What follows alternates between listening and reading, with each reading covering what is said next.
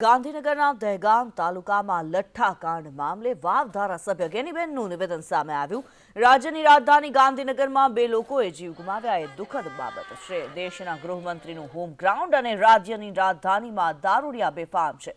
માત્ર ભાષણ કરવાથી અને કાગળ પર કાર્યવાહી કરવાથી અંકુશ નહીં આવે, કડક કાર્યવાહી કરવી પડશે તેવું તેમણે જણાવ્યું છે। ગૃહમંત્રીનું હોમ ગ્રાઉન્ડ હોય, ગુજરાતની રાજધાની હોય અને અહીંયા જ આવી ઘટનાઓ બનતી હોય તો રાજ્યના બીજા જિલ્લાઓની અંદર હાલત શું છે એ આપણે વારંવાર નિહાળીએ છીએ।